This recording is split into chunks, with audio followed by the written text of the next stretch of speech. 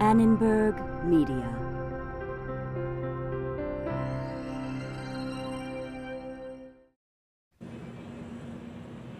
When it's company versus company and country versus country in the highly competitive world economy, is it time for government to help the market pick winners and losers? Trade policy. Who wins when the government gets involved? We'll find out when we look inside the global economy.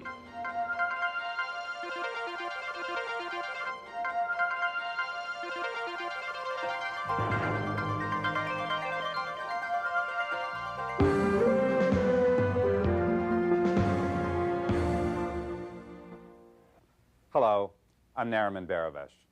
In this segment of Inside the Global Economy, we're going to be talking about trade and industrial policy. These are topics that have gained a lot of popularity in recent years and a lot of followers. We'll be talking about what they are, what they cost, why countries engage in them, and above all, are they cost effective? To illustrate some of these points, we're going to be turning to two case studies, one from Europe and one from Chile. And we'll also turn to a panel discussion of distinguished economists who will focus on some of these issues as well. Let's start off by defining some of the terms that we're going to be talking about today. First of all, what is industrial policy? Industrial policy is any attempt by a government to redirect resources into specific sectors to encourage growth. What about trade policy? Trade policy tends to be more narrowly focused on those sectors that trade, either importing, bringing in goods, or exporting. So it's a more narrowly focused set of industrial policies. Now, an important question is, what is the difference on the one hand between trade and industrial policy, and on the other hand with protectionism? Protectionism tends to, again, be narrowly focused on limiting the import of goods into a country, whereas trade and industrial policy tend to have a much broader focus that encompasses exporting sectors as well. So often industrial and trade policies tend to be focused on promoting exports as much as anything else. So much for the theory of industrial policy. Let's look at some of the realities. Specifically, let's talk about the important topic of what are the criteria whereby you would choose certain industries to target our industrial policies to. And we've listed here 4 popular criteria for targeting industries. The first one is what's referred to as high value-added per worker industries. What do we mean by this? Value-added is simply the concept of taking the value of the output of an industry, let's say the aircraft industry, and subtract from it the value of the inputs going into that industry, including labor, machinery, technology, and so forth. So it's the net increase in value that a particular industry provides. Sounds great in principle. The problem is, if you rank industries by value added, at the very top of the list are industries like cigarette manufacturing and petroleum refining. And high-tech industries, which is typically what a lot of advocates of industrial policy would like to target, are average in terms of value add. What about the next criterion? Linkage industries. Here the notion is that industries like steel and semiconductors are more important than industries like toothpaste and toys because they're inputs to other industries. Steel, let's say, to shipbuilding, semiconductors to computers and so forth. So the idea is that you want to encourage these industries that feed into or link into other industries. A third criterion for picking industries that are deserving of trade and industrial policy are industries that have high growth prospects. Again, sounds good in principle. The problem is, how are you going to know which industries are going to grow very quickly over the next 20 years or so? Who would have known 20 years ago that personal computers were going to be a growth sector? The problem is we don't know this, and especially it's very difficult for governments and government bureaucrats to really identify the high growth sectors. So again, in principle it sounds good. In practice it's very hard to figure out what those sectors are. The final popular criterion are sectors that are targeted by foreign governments. Here the idea is, if a foreign government has targeted a specific sector for trade and industrial policy, we should, in effect, retaliate by targeting those same industries, because otherwise it would give the foreign governments an unfair advantage. Now, there are 2 arguments against this. And the first is that if a particular foreign government is misguided enough to focus its energies on a particular set of sectors, that does not mean that we ought to make the same mistake. But an even more contrarian point of view here is that if a foreign government, by focusing its trade and industrial policies on a given industry, let's say aircraft, in the process increases the supply of aircraft worldwide and then depresses the price of aircraft, why not sit back and just enjoy the fact that we're going to be able to get aircraft at a cheaper price? Now, obviously, you can take this example too far because there may be certain strategic industries, if you will, high-tech industries that, in fact, we do not want to see damaged in this particular way. And this brings us to a more sophisticated set of arguments in favor of trade and industrial policy. There are two that are outlined here. The first is, again, this notion of technology. And here the argument goes that in certain industries, there are certain key technologies that can easily dissipate, have spillover effects. And so the company or industry investing in those technologies doesn't get to fully appreciate and take advantage and enjoy and benefit from the fruits of its investments and its innovation.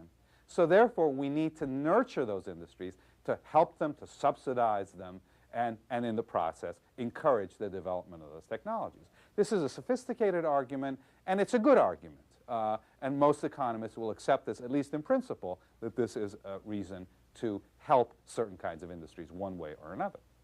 Another newer argument that's been used in recent years is the idea that there are certain industries in which a foreign producer has a monopoly, has excess profits as a result of that monopoly. Therefore, it behooves us in the U.S. to encourage that industry in the U.S. to compete against that monopolist and to reduce that monopolist's excess profits, if you will.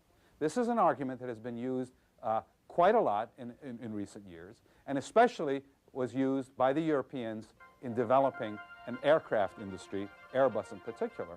And we're now going to go to Europe to look at how this industrial policy actually worked in practice.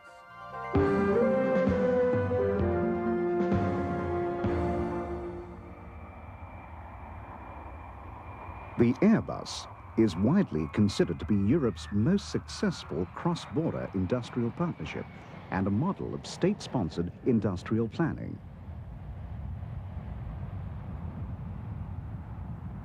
Evolving from an effort in the late 60s to rescue the ailing French and British aeronautical industries, the Airbus managed to capture in 1993 26% of the world's aircraft market, and now constitutes a serious challenge to the near-monopoly position of the American market. Airbus has gained at the expense of Lockheed and McDonnell Douglas, and is making inroads in the domain of market leader Boeing.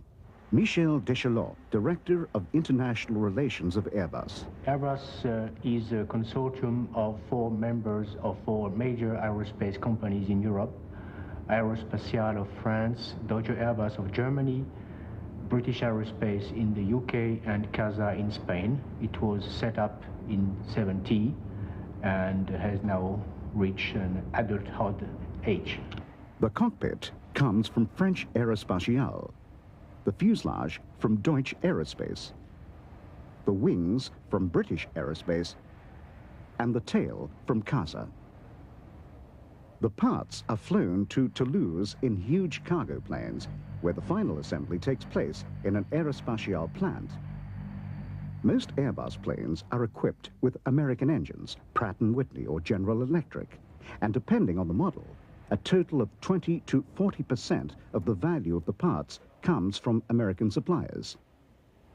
If you look at all the aerospace projects before Airbus in Europe, not a single project reached a number of production which meant profits.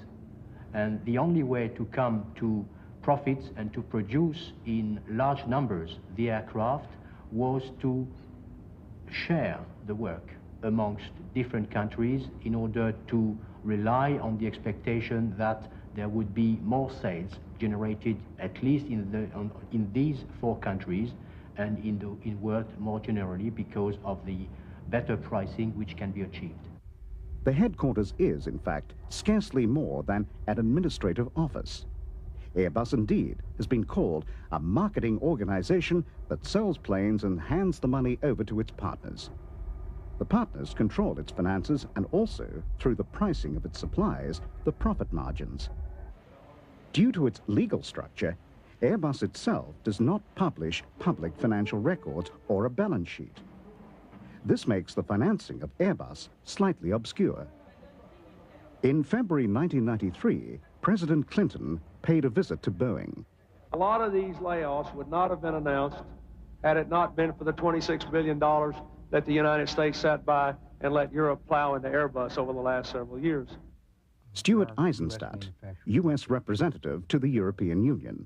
The concern we have is that the Airbus airplanes are made with a very, very high subsidy from the European community that subsidizes the development costs by very low interest loans that only have to be repaid when a certain number of aircraft are sold, and if they're not sold, there's no loan repayment that has to be made at all, and that has a distorting effect on competition. So our companies are, in effect, not being subsidized. Airbus is being subsidized, and it provides an unfair advantage to them. What does former European Community Commissioner Frans Andriessen think of the Americans' criticism? Nee, er is geen cent Europees subsidie voor. No, there has not been 1 cent in European subsidies for the airline industry, but rather national subsidies that are restricted to the development costs of new models. These carry with them agreements that as soon as the airplanes can be sold, the money will be paid back, totally or in part.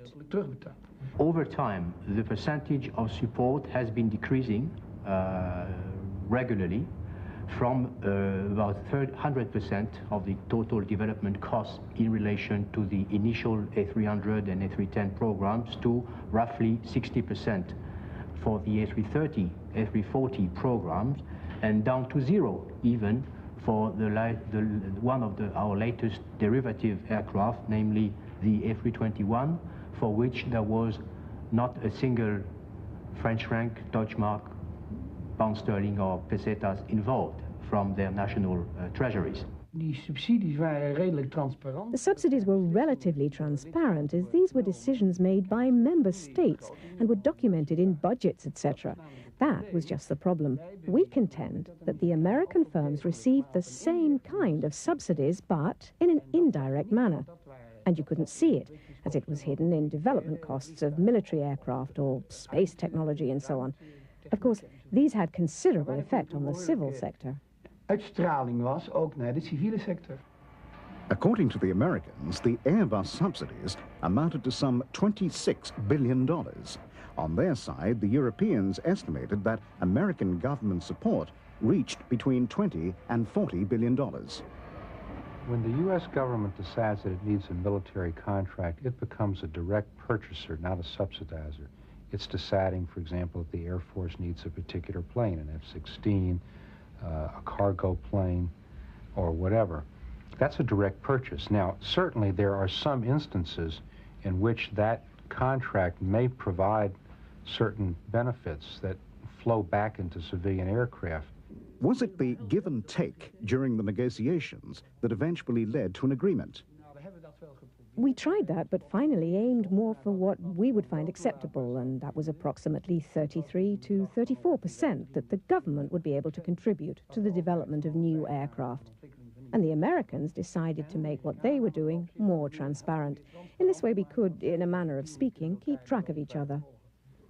Airbus has now been operating relatively successfully for 25 years.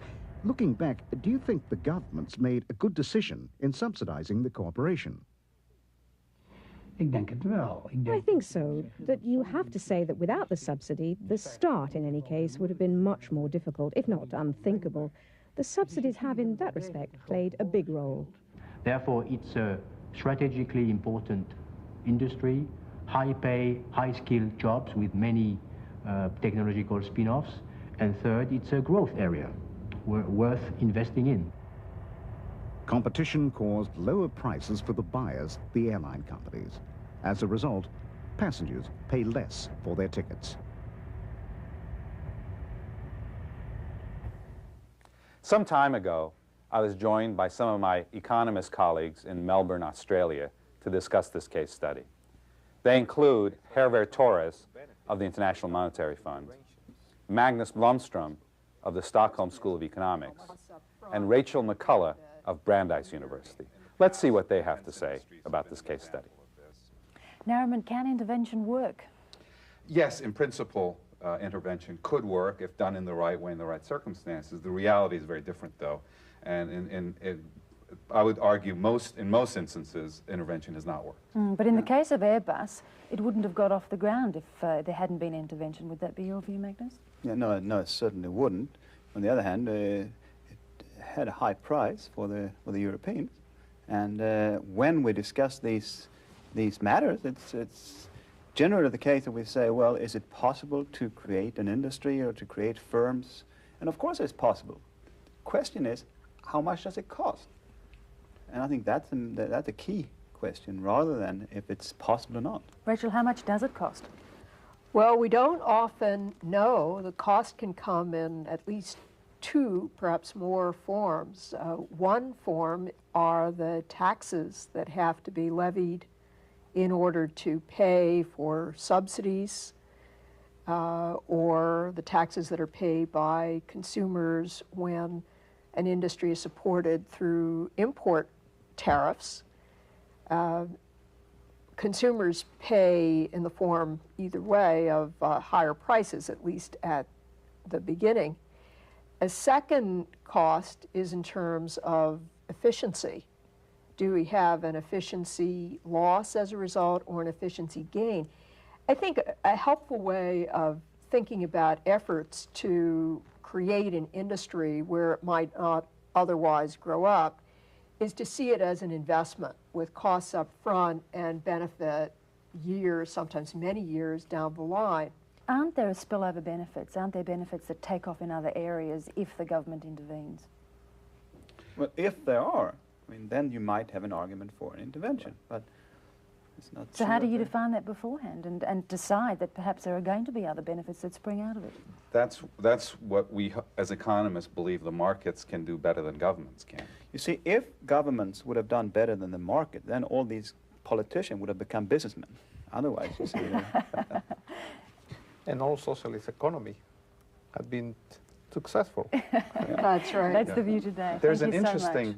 corollary to this discussion. There are a number of unintended beneficiaries from this kind of intervention. In the case of Airbus, a group that benefited, that I think the governments in Europe didn't intend necessarily to benefit, were consumers of air travel. Yeah. Because basically what happened was there were a lot more aircraft at relatively lower prices, yeah. And that helped bring airfares down. Yeah. So there's this whole group that benefited from it. So it's not that there are no beneficiaries, but sometimes it's not necessarily the ones that you're targeting.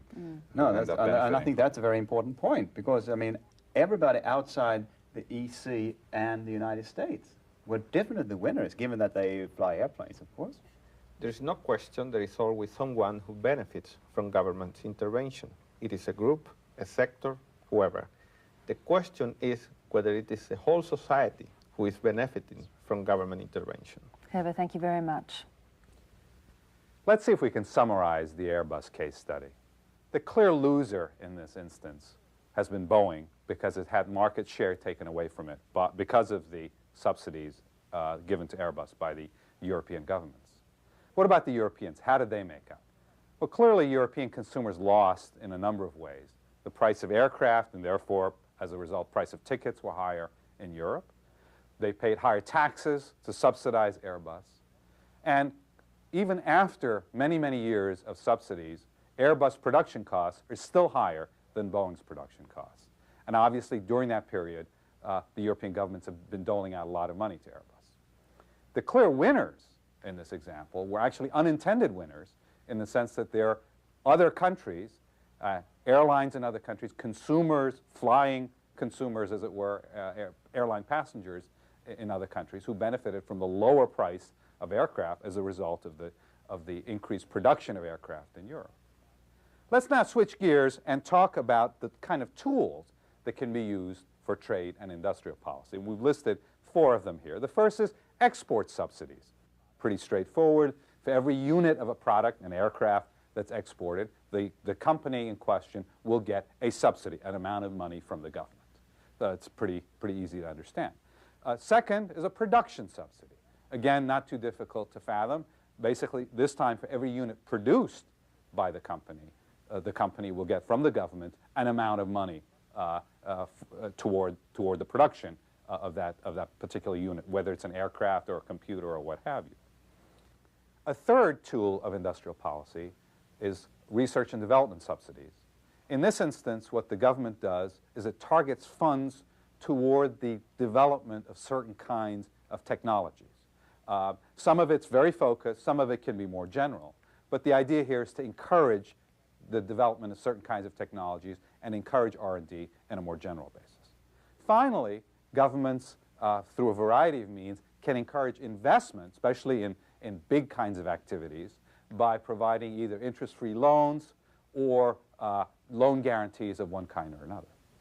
Let's now look at what happens when some of these tools of industrial and trade policy are implemented. Who wins, who loses, what's the net impact on the marketplace? And we're going to use graphical analysis to illustrate some of these points. It's important to make 2 points about these graphs before we start to do the analysis. The first is this analysis is a static analysis. It only looks at a point in time. It doesn't look at the whole timeline of changes that might occur. And second, it's a partial analysis. In this example, we're just looking at the market for aircraft, commercial aircraft in Europe. We're not looking at the whole world here. So it's static and it's partial. But nevertheless, it helps us to identify some of what's going on with an export subsidy, which is what we're going to look at here. And this graph shows the market for aircraft in Europe, the demand curve, which slopes downward from the top left to the bottom right, essentially illustrates that as the price of aircraft increase, the demand for aircraft, let's say by European airlines, decreases.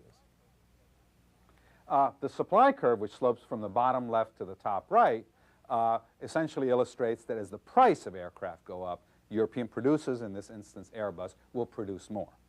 There's an interesting crinkle in this graph, and that is that the production of aircraft, in this example, by the Europeans is 5,000, whereas the consumption of aircraft, let's say the purchase by European airlines, is 3,000. The balance, which is 2,000 aircraft, is exported by the Europeans. Now, what if the Europeans wanted to encourage more exports of aircraft? What would they do? Well, one of the things they could do is to give an export subsidy to the manufacturers of aircraft, in this case, Airbus. What happens then? Well, as the graph shows, a couple of different things happen. The upper horizontal line shows you the price of the aircraft with a subsidy. Price of the aircraft goes from $40 million to $45 million. As a result of that higher price, there are two effects. First, it's now more expensive for airlines to buy aircraft, so they buy fewer aircraft. And incidentally, these higher costs are passed on through higher ticket prices to passengers, so fewer passengers will ride the aircraft. So we see a reduction in demand, domestic demand, European demand for aircraft and passenger travel. And secondly, there's a flip side effect, and that is that the supply of aircraft goes up. In other words, with a higher price now, there's a greater incentive for Airbus to produce more aircraft.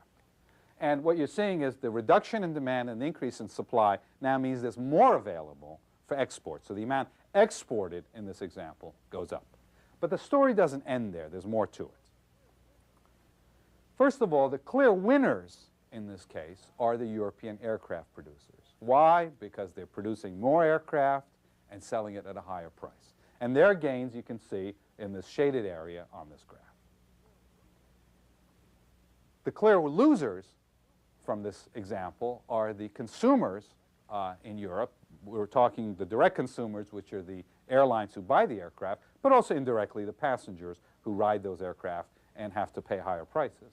So in this instance, the loss to the consumers is shown by this shaded area because they're paying a higher price and there are fewer aircraft available.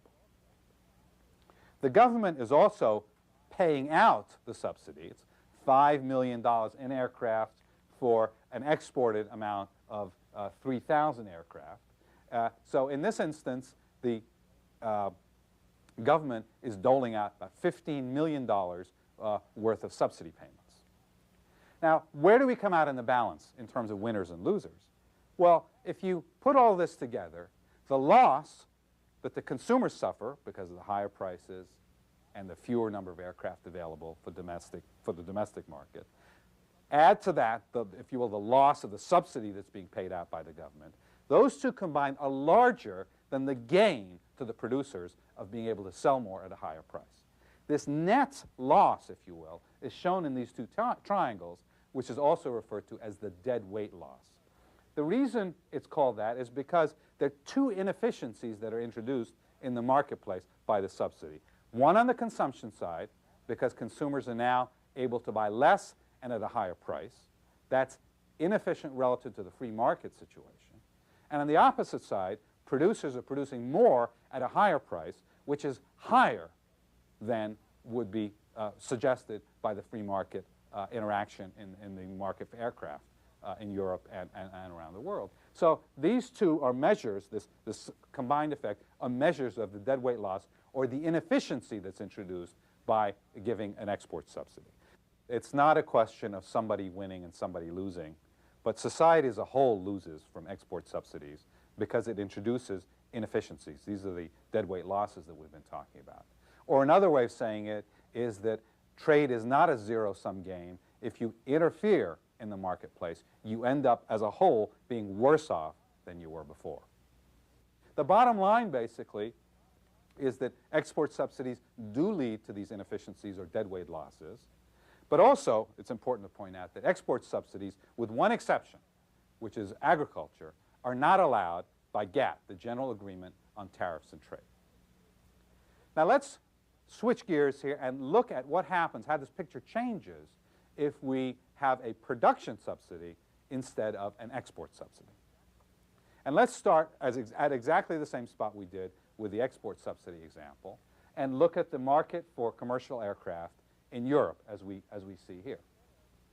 And let's say now instead of the European governments giving a $5 million subsidy for each aircraft that's exported, they're giving a $5 million subsidy for each aircraft that is produced. The picture does change in a number of different ways. The first thing to notice is the impact of this production subsidy on the supply side of the market is to shift outward the supply curve. What we're saying is now for any given price in the marketplace, in this instance, let's say $40 million, European producers now have an incentive to produce more because they're given that $5 million extra subsidy. So that is represented by this outward shift in the supply curve. All right, what about the winners and losers? Well, clearly one point that needs to be made is that the subsidy is much larger here. If the subsidy is $5 million per aircraft produced, the amount paid out by the European governments is larger because now they're subsidizing each aircraft that is produced rather than the subset of that, which are the aircraft that are exported. But there are also a number of other changes here, differences, and that is that on the consumption side, a production subsidy does not raise the domestic price of the aircraft. So that means there's no distortion on the consumer side of that market. So airlines are paying the same price and logically should charge the same price for tickets that they would otherwise in the European markets. So there's no impact on the consumer side of the market. There is, however, an impact on the producer side of the market in the sense that with the subsidy, European producers are producing more aircraft at the same price, but they're producing more. But that is a distorting effect in the sense that they wouldn't be producing as many if the free market worked. So there's a distortion introduced by the fact that they're, in effect, overproducing aircraft. So the bottom line on production subsidies is that they tend to be less distorting than export subsidies because there's only one inefficiency introduced. That's on the production side. There's no consumption inefficiency introduced. But also, the point to be made is for the same value of subsidy per aircraft, production subsidies tend to be more expensive because, again, they're subsidizing the whole production line rather than just the exports. So far, we've focused our discussion just on industrial countries. What's the experience of trade and industrial policy for developing countries? Let's answer this question by going to Chile to see what their experience was with trade and industrial policy.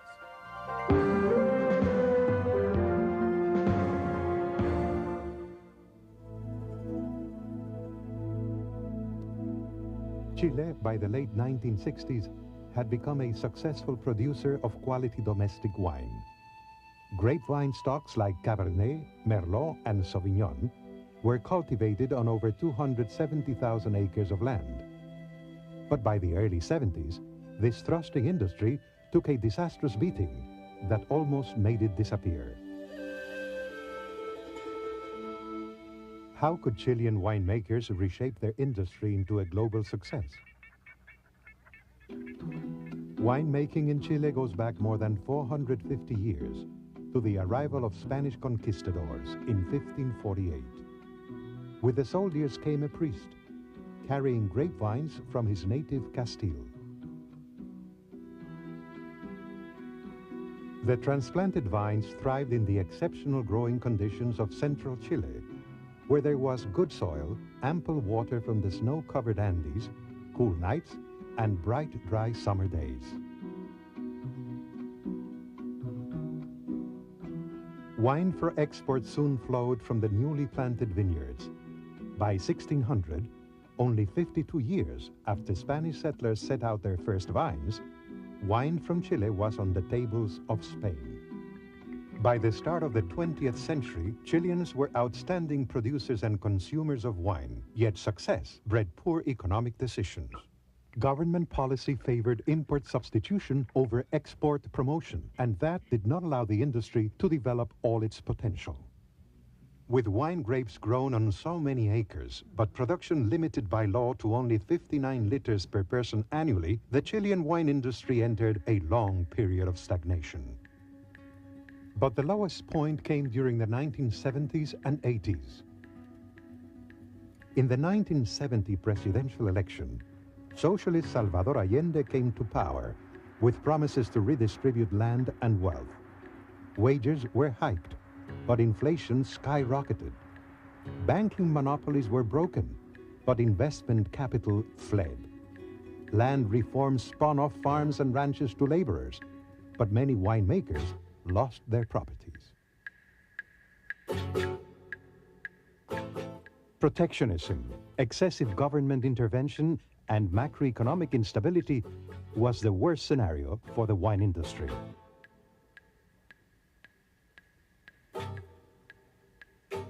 Eduardo Gilisasti, president of Viña Concha y Toro, believes that this economic turmoil hit his winery especially hard.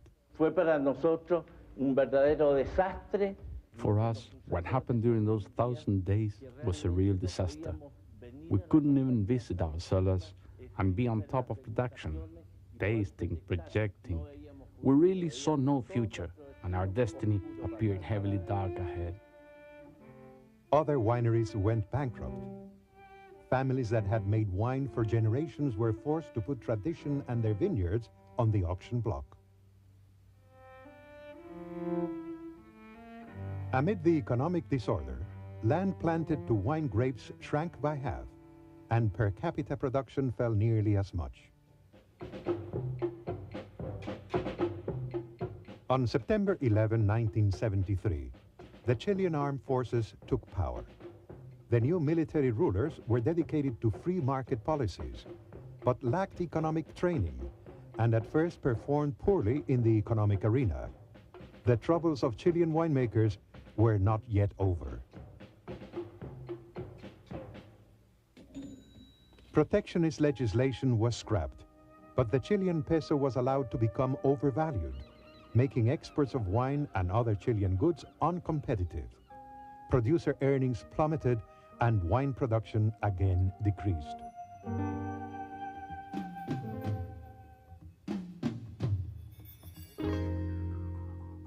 Only at the end of the 1980s was the economy revived through deregulation, export promotion, and a realistic exchange rate.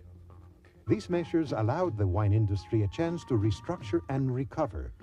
New investors and companies came in with greater capital and access to modern wine-making equipment.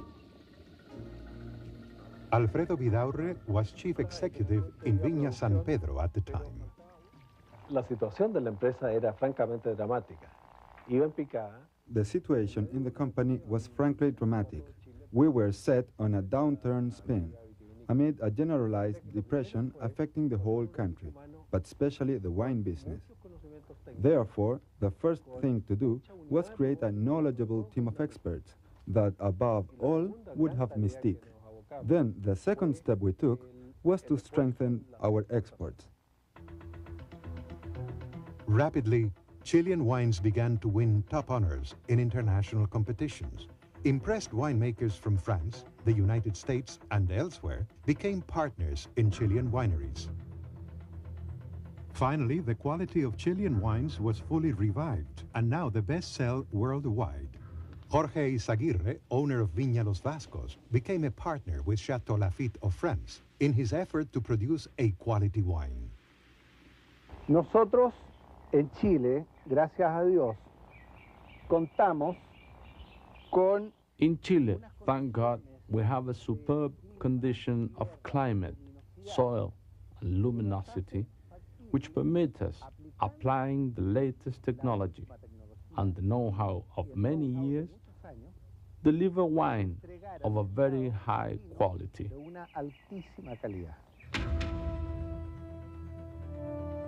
It's a simple but sound idea for economic success. Specialize in what you do best. By capitalizing on comparative advantages of soil, climate, and grape varieties, Chilean winemakers are succeeding in world markets. Since 1991, Chile has been the third largest source of imported wine for buyers in the United States, just behind France and Italy, even surpassing Germany.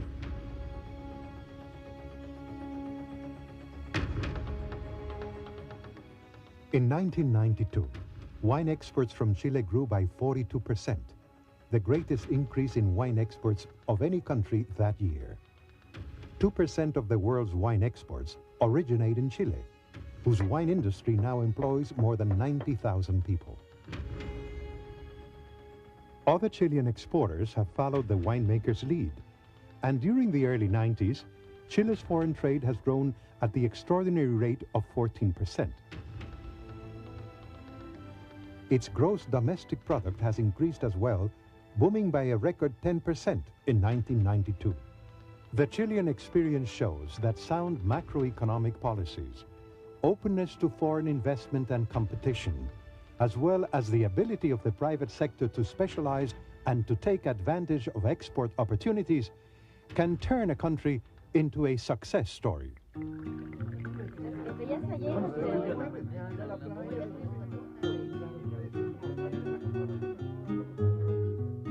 As a story of reform and turnaround, Chile's miracle of wine is well worth drinking too. Excellent wine.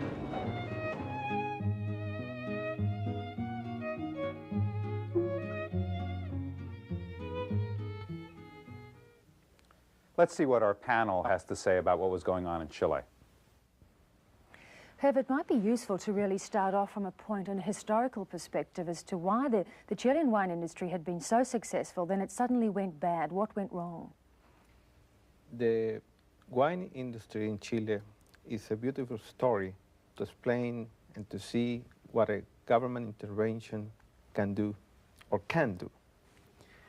During many years, starting in the 15th century, Chile started to develop a wine industry which came to a point when wine was exported from Chile to Spain, and people in Spain drank Chilean wine. But then, in this century, 20th century, to make a large story short, government policies started to create problems for the wine industry. For example, there was a restriction on how much land you could use for producing wine. The reason why that restriction was created is a common restriction, or is a common reason that has been applied in many developing countries, according to which, because domestic market is small, and because you want many producers to attend domestic market, you have to establish quotas for them. So instead of allowing the industry to grow, to export, to go abroad, to larger markets, you give them quotas, and then you put a cap on their capacity to produce. This was one factor.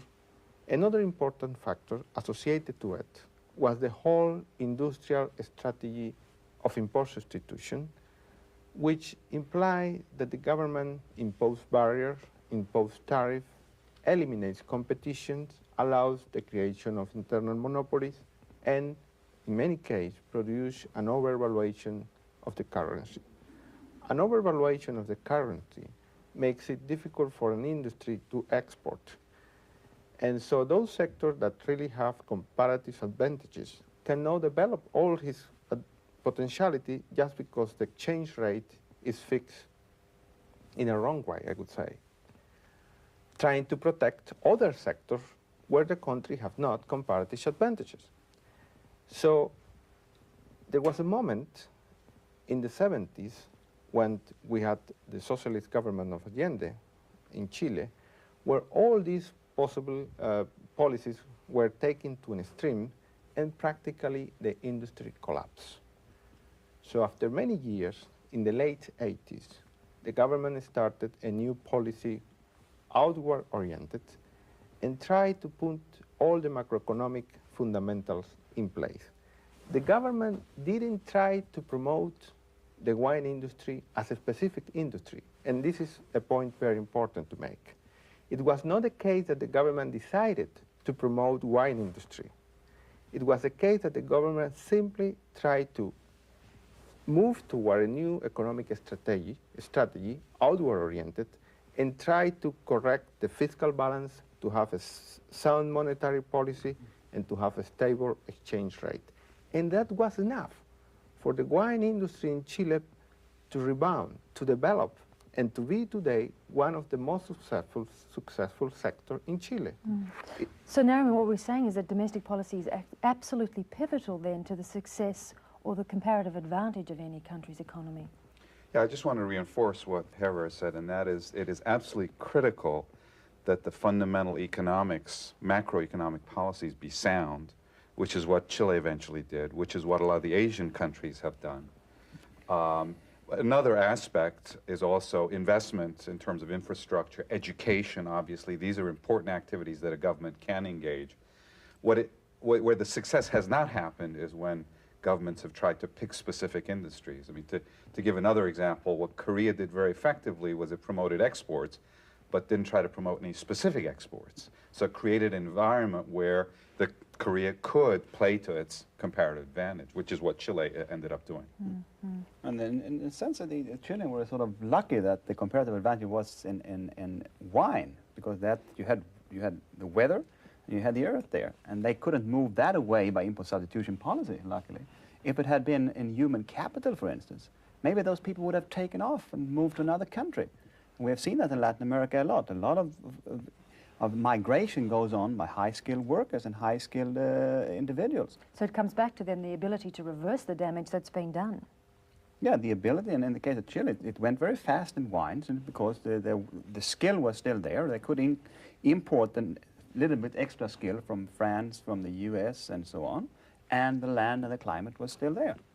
Rachel, we come back to the point of trying to pinpoint the role government should have then in picking winners and losers and actually intervening in the economy. Well, many economists, and I'm one of them, would say that the far more important role of government is to create a stable macroeconomic situation, a satisfactory legal system, including well-defined property rights, and then to provide the necessary physical infrastructure like highways and power supply, perhaps, and finally the educational base necessary for any kind of successful development along lines of comparative advantage. Then, and only then, does it make sense to think about whether there are particular sectors that the government ought to foster. And in many cases, the answer is no, that the more appropriate strategy is to make all the preconditions right for the private sector to identify the most promising areas, and then to allow private capital to make the necessary investments to change that potential into a reality. Agreed. Do we then also, though, have to look too at how open and how in sync with world trade and free trade that country is as well, because that's another factor. Absolutely. That has to And one of the points that Hervé made very clearly is that a critical element of the macro policy is an exchange rate that's realistic, that's market determined to the extent possible, that's not out of line, and that clearly is a factor that helps in terms of the exporting industries. But in general, sort of export orientation, outward-looking policies have been shown to be, certainly in the 80s, to be the path to prosperity. You know, when you put the fundamentals in place, you may have great surprises. For example, in Venezuela, we didn't know that we had some comparative advantages in some sectors, like, for example, producing soap opera for exports. And now we have become one of the most important exporters of soap operas.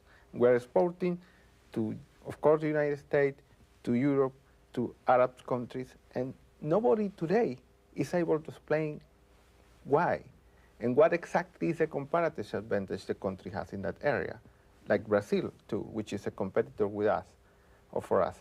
But then, once you set your exchange rate, which is sound, adjust exchange rate, is not overvalued. Once your other policies are in place, you will have sectors which you never had thought had any comparative advantage.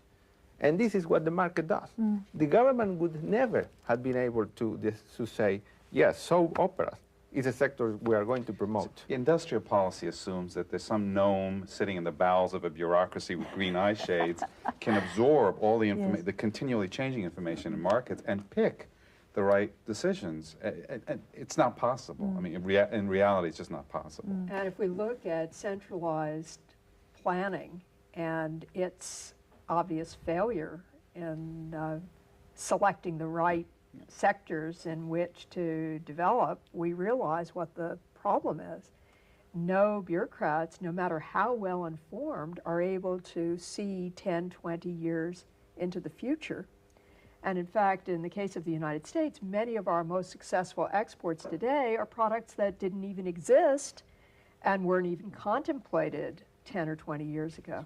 But that's in a perfect world. I mean, if we go back to Airbus, then of course there are some cases where, given the cost, governments are going to make the decision to intervene and prop up a fledgling industry.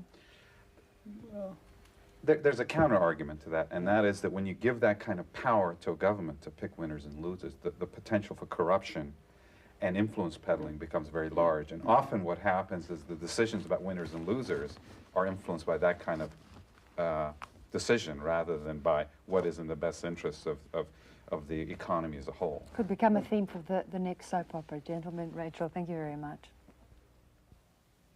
Let's see if we can summarize what happened in the case study on Chile.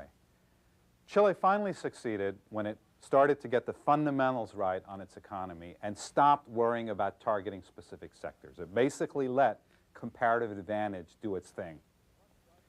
Which brings us to what does work and what has worked for developing countries in terms of them encouraging their trade and fostering industrial development.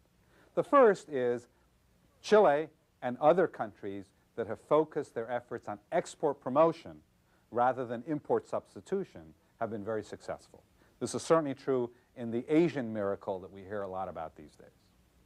Secondly, it's important for these countries to put in place microeconomic and macroeconomic policies that in fact allow the industries in which the country has a comparative advantage to flourish.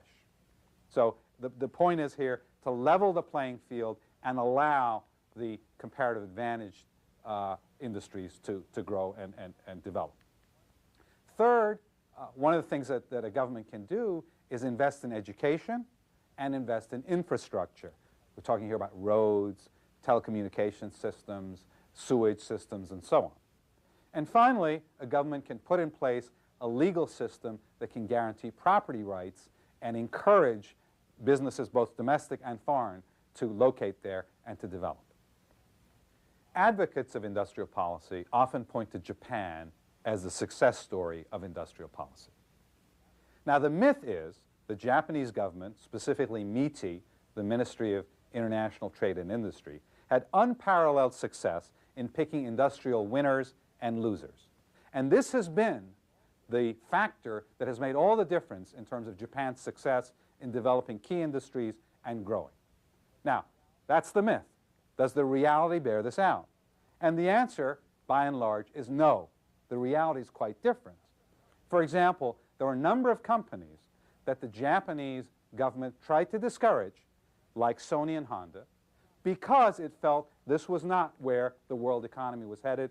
These were not the growth sectors of their economy. But these particular companies, Sony and Honda, as we well know, succeeded anyway, even though they weren't being supported or subsidized by the Japanese government. Why? Because these were sectors in which Japan had a comparative advantage.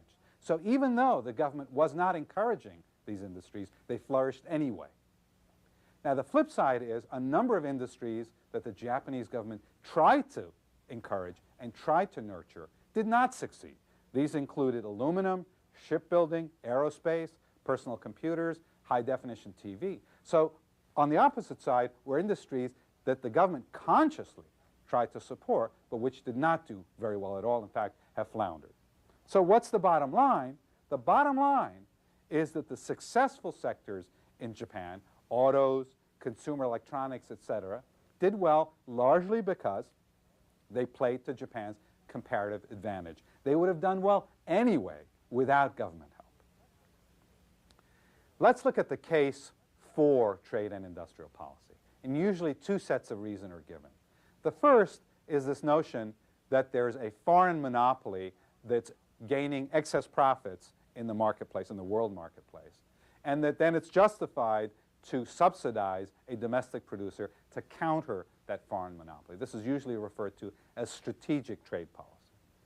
A second reason, which is more compelling from an economist's perspective, is this notion of helping out in a situation where there's a technological externality, namely a situation in which a company that's been investing in research and development can't capture the full benefits of that.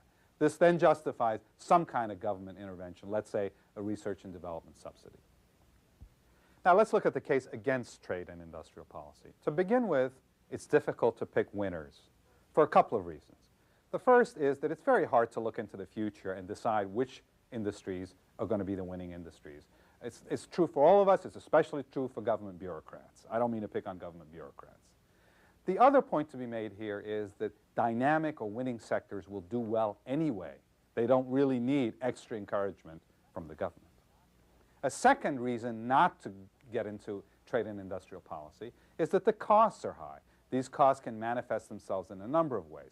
One, higher prices, as we saw in the case of export subsidies in aircraft. A second is higher taxes to pay those subsidies. And a third is inefficiencies that are introduced in the economy. And finally, the point to be made here is that the aid money, the subsidy money, is often not well spent. It can be squandered.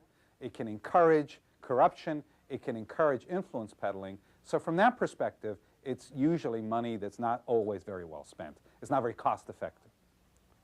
But there are a lot of things that governments can do to encourage their industries and to help them out. To begin with, they can invest in physical and human capital. What do we mean by this? By physical capital, we're talking about roads, airports, telecommunication systems. By human capital, we're talking about education, investing in education at all levels.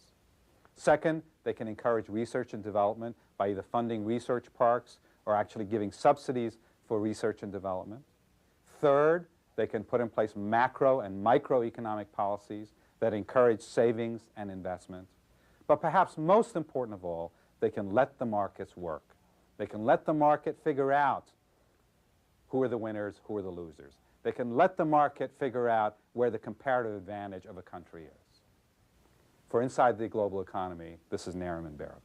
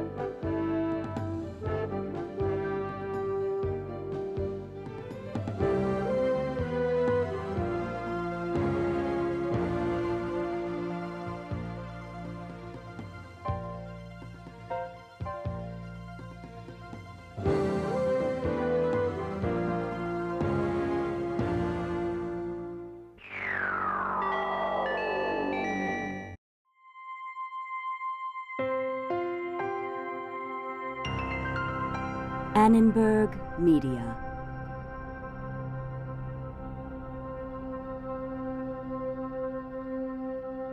For information about this and other Annenberg Media programs, call 1-800-LEARNER and visit us at www.learner.org.